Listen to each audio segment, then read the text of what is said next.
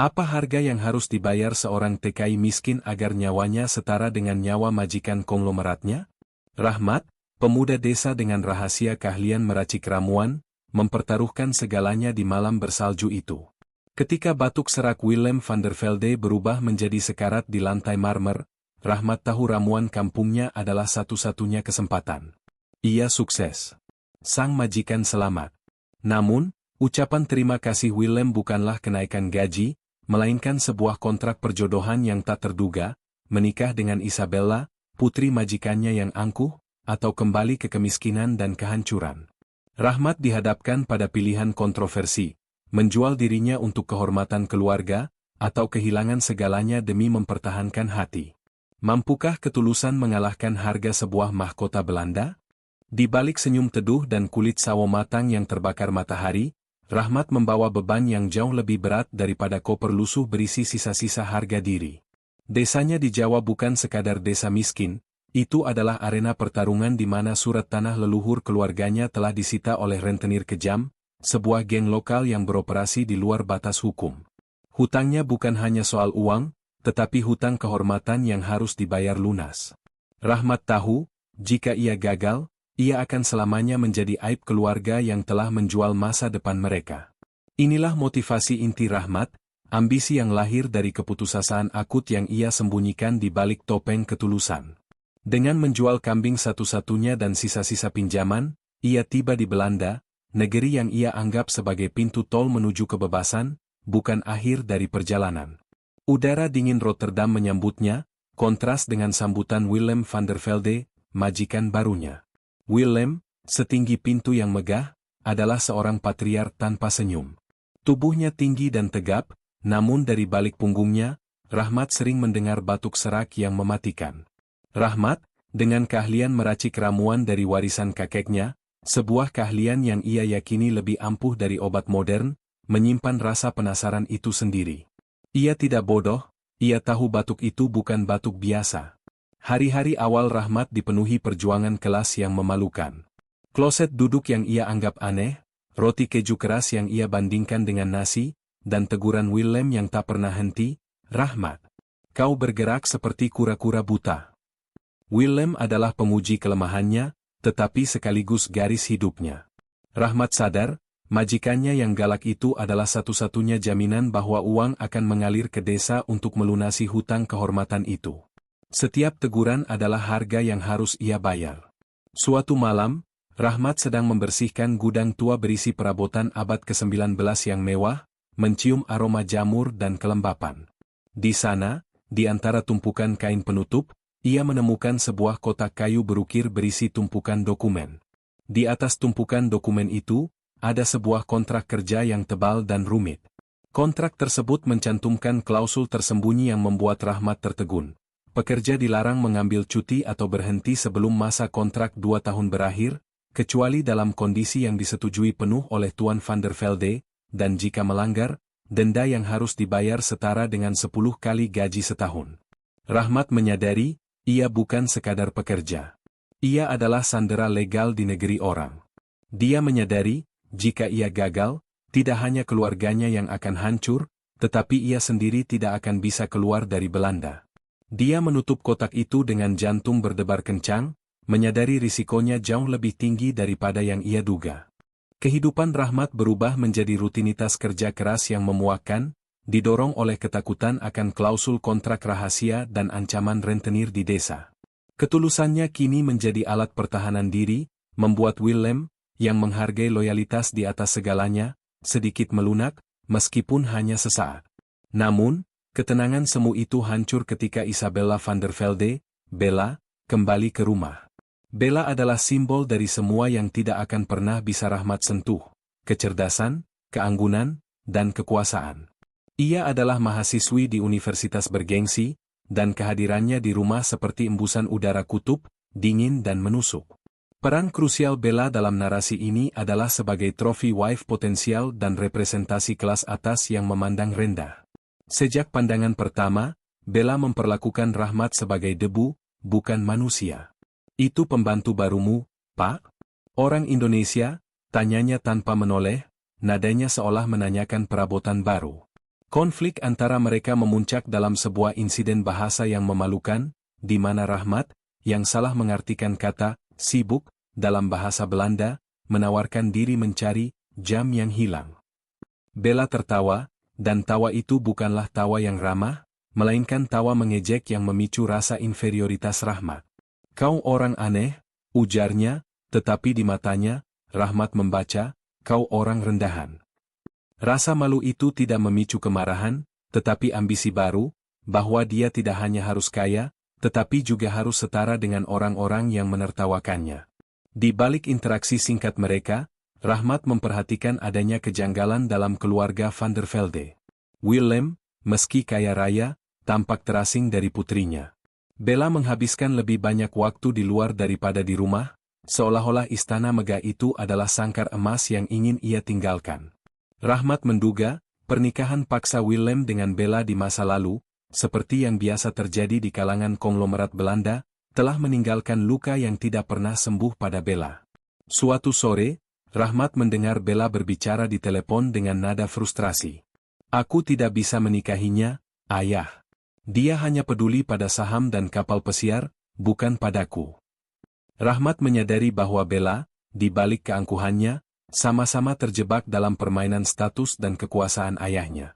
Ada subteks yang muncul. Willem sedang mencari penerus yang tulus dan loyal karena lingkaran sosial putrinya hanya menawarkan pengkhianat bergelar sarjana. Rahmat, yang kini sudah lebih berani, mencoba menolong Bella yang sedang membaca di taman dengan sapu tangan lusuh miliknya untuk menahan rambutnya. Penolakan Bella, "Kau pikir aku akan pakai kain kotor itu?" adalah tamparan keras yang kembali mengingatkannya pada jurang kelas di antara mereka. Rahmat merasakan panasnya penghinaan itu, namun ia hanya bisa menunduk. Ia menyimpan penghinaan itu sebagai bahan bakar, berjanji pada dirinya sendiri bahwa suatu hari, Bella akan menatapnya dengan rasa hormat, bukan belas kasihan. Ketegangan yang dibangun oleh keangkuhan Bella dan kebutuhan mendesak Rahmat akan uang tiba-tiba terputus oleh krisis. Malam dingin bersalju, Rahmat mendengar suara benda jatuh dari ruang kerja Willem. Ia berlari dan menemukan majikannya tergeletak tak berdaya, wajahnya pucat, napas tersengal. Itu bukan batuk biasa, itu adalah pertempuran yang hilang melawan waktu. Willem, sang patriark, berada di ujung tanduk. Bella tiba dengan panik, air mata dan keputusasaan menghancurkan topeng dinginnya. Mereka membawa Willem ke rumah sakit, tetapi ketika ia kembali, kondisinya hanya sedikit membaik. Bella mengandalkan obat-obatan modern, tetapi Rahmat melihat tatapan pasrah di mata Willem, isyarat diam bahwa tubuhnya menolak pengobatan konvensional. Inilah saat keahlian Rahmat menjadi titik kontroversi utama cerita. Melawan instruksi Bella yang jelas dan meremehkan, Rahmat menyelinap ke dapur. Ia tidak hanya meracik ramuan dari jahe dan madu, ia menambahkan ekstrak daun pahit yang didapat dari warisan kakeknya. Sebuah racikan yang diyakini dapat mengusir hawa dingin yang mematikan dari organ, tetapi penggunaannya sangat jarang karena efek sampingnya yang kuat. Rahmat mengambil risiko kriminal yang disengaja. Jika Willem membaik, dia adalah penyelamat, jika Willem meninggal, dia adalah pembunuh yang bodoh. Saat Bella kembali, Rahmat sudah menyuapi ramuan itu ke mulut Willem. Bella meledak. "Kau gila? Kau pikir ramuan kampungmu bisa menyelamatkan papa dari dokter Belanda? Bagaimana kalau papa keracunan?" Itu adalah tuduhan langsung, Rahmat adalah ancaman. Namun, mukjizat, atau kebetulan, terjadi. Willem sadar, napasnya perlahan tenang. Rahmat terhindar dari kehancuran. Dalam momen keheningan yang menyentuh, Willem menggenggam erat tangan Rahmat. "Terima kasih," bisiknya. "Bukan dokter, tapi kau yang menyelamatkanku." Di mata Bella, ini adalah keajaiban, tetapi di benak Willem, ini adalah solusi logistik yang sempurna. Setelah sadar sepenuhnya, Willem memanggil Rahmat ke ruang kerjanya. Rahmat mengira ia akan mendapatkan bonus atau visa hijau. Namun, yang Rahmat terima adalah pernyataan yang mengguncang dunia, "Aku ingin kau menikah dengan putriku Isabella." Rahmat terperanjat, menolak mentah-mentah, "Saya ini hanya orang kampung, Tuan." "Mustahil." Willem menatapnya tajam, tidak dengan kehangatan, tetapi dengan ketenangan seorang negosiator. "Aku tidak peduli dengan asalmu, Rahmat. Aku melihat ketulusan dan loyalitas yang tidak bisa kubeli dari lingkaran sosial Bella. Aku yakin kau bisa membahagiakannya. Willem melanjutkan, ini bukan cinta, Rahmat. Ini adalah keyakinan seorang ayah pada orang yang berutang budi padaku dan tidak akan pernah menjual perusahaan ini setelah aku tiada. Keputusan Willem untuk menjodohkan Rahmat dan Bella bukanlah romansa, melainkan kontrak sosial yang kejam, ditujukan untuk mengamankan warisan perusahaan bunga tulip mereka dari calon menantu yang tamak. Rahmat mengerti. Ia akan menukar kemiskinan dengan kehidupan yang terstruktur, sementara Willem mendapatkan pengganti yang loyal di saat-saat terakhirnya. Reaksi Bella adalah kemarahan yang eksplosif. Ayah gila. Kenapa harus pekerja kasar itu? Dia bahkan tidak selevel denganku. Kata-kata itu menohok hati Rahmat yang kebetulan lewat, mengukuhkan kembali jurang yang memisahkan mereka. Rahmat kini menghadapi dilema moral. Menerima proposal ini berarti mengkhianati kesederhanaan hidupnya dan memaksakan diri pada wanita yang membencinya. Menolak berarti kembali ke desa dan menghadapi kehancuran keluarganya. Rahmat memilih untuk maju, tidak demi cinta, tetapi demi kelangsungan hidup. Untuk pertama kali, Rahmat diundang makan malam bersama keluarga. Momen itu penuh dengan ketegangan dan komedi yang menyedihkan. Rahmat yang kebingungan menggunakan pisau untuk mengambil roti, garpu untuk sup. Tawanya Bella yang pecah bukanlah tawa tulus, tetapi tawa lega melihat kebodohan yang ia anggap konfirmasi superioritasnya. Namun, di balik tawa itu, ada secercah relatabilitas yang muncul. Usai makan, Willem memberikan mandat bisnis yang tidak terduga. Rahmat akan mulai belajar di perusahaan. Aku sudah melihat hatimu, Rahmat, dan itu lebih berharga dari semua ijazah, tegas Willem. Rahmat sadar, Willem membeli kesetiaannya dengan harga yang mahal. Di luar ruangan, Bella mendengarkan. Ia mulai melihat Rahmat bukan sebagai pelayan, tetapi sebagai proyek ayahnya, seorang pria yang akan segera memiliki kekuasaan besar. Rasa bencinya bercampur dengan kecurigaan strategis. Beberapa hari kemudian, takdir mempertemukan mereka melalui sepeda Bella yang mogok. Dengan cekatan, Rahmat memperbaiki rantai kotor itu. Saat Bella menertawakan noda oli di pipi Rahmat, momen canggung yang singkat itu memecahkan dinding es di antara mereka. Bella, yang terbiasa dengan pria yang hanya bisa membeli barang baru, menemukan daya tarik yang aneh pada keterampilan manual Rahmat. Malam itu, Bella menghampiri Rahmat di taman dengan 2 cangkir coklat panas, tawaran gencatan senjata yang sangat hati-hati. Ia bahkan memintanya berhenti memanggil Nona. Namaku Bella, ujarnya. Rahmat merasa jantungnya berdebar. Dia tahu ini bukan cinta yang tiba-tiba, tetapi penerimaan situasional. Rahmat memberanikan diri. Bella, apakah engkau sudah siap? Kalau suatu hari kita benar-benar melangkah ke jenjang selanjutnya? Pipi Bella merona. Ia menunduk lalu menjawab, kalau kau yang menanyakan, mungkin aku akan mencoba siap. Rahmat tahu, mencoba siap, berarti, aku siap menerima kekuasaan yang kau bawa, Rahmat.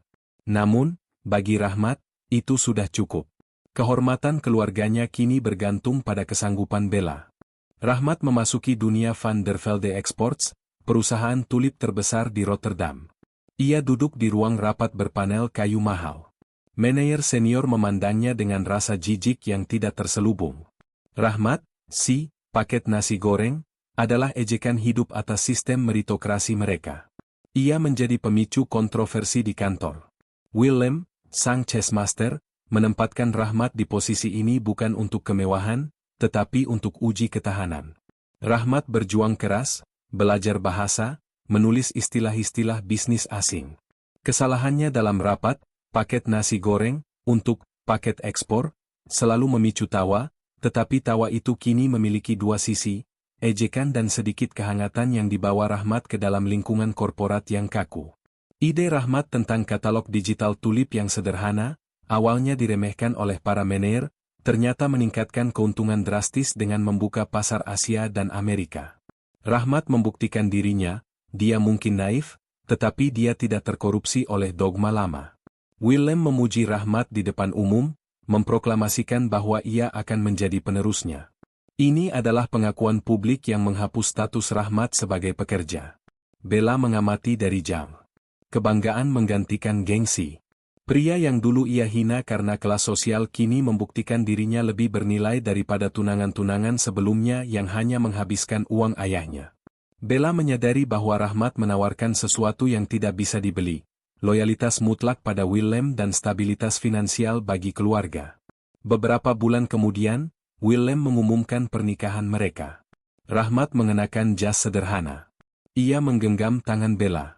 Ketika cincin melingkar di jari Bella, itu bukan sekadar sumpah cinta. Itu adalah pertukaran kepemilikan. Rahmat menukar utang kehormatan keluarganya dengan mahkota Belanda yang ia dapatkan melalui pernikahan. Bella menukar kebebasannya dengan keamanan dan pengendalian yang lembut dari seorang pria yang berutang segalanya pada ayahnya. Tahun-tahun berlalu. Rahmat memimpin perusahaan dengan jujur dan ulet. Ia dan Bella memiliki 2 anak, Arjuna dan Lestari, dengan perpaduan mata biru Belanda dan kulit sawo matang Jawa. Keberhasilan Rahmat mengubahnya menjadi direktur visioner di mata dunia. Puncaknya, Rahmat kembali ke desanya di Jawa, membawa Bella dan anak-anak. Ia tidak pulang sebagai pemuda yang naif, tetapi sebagai seorang direktur yang mengenakan topeng kesederhanaan untuk menyenangkan orang tuanya. Ia melihat rumah kayu itu, sawah, dan kakek neneknya yang berbahagia. Malam itu, ia berkata pada Bella, "Aku tidak pernah bermimpi bisa memimpin perusahaan besar. Semua ini benar-benar di luar logikaku." Bella menggenggam tangannya. "Tapi kau pantas mendapatkannya, Rahmat."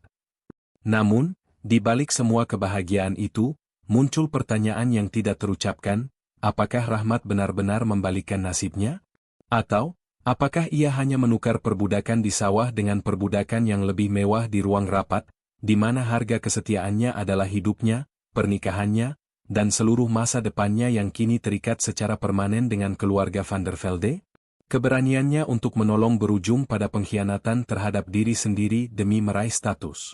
Rahmat telah mendapatkan segalanya, tetapi dengan itu, ia juga kehilangan dirinya yang lama. Kisah perjalanan Rahmat akhirnya mencapai titik puncaknya. Dari seorang TKI miskin yang terikat hutang dan kontrak, ia berhasil berdiri tegak sebagai suami Isabella, ayah bagi anak-anaknya, dan pemimpin baru di salah satu perusahaan terbesar di Rotterdam. Ia telah membalikkan takdir, membuktikan bahwa tempat terbaik untuknya bukanlah di sawah, melainkan di puncak tangga kekuasaan. Namun, hikmah utama dari cerita ini lebih dari sekadar pernikahan dan harta. Ini tentang harga sebuah kesetiaan dan ambisi. Bahwa ketulusan adalah mata uang yang paling berharga, tetapi ketika ditukar dengan kekayaan, ia bisa menjadi perbudakan emas yang abadi.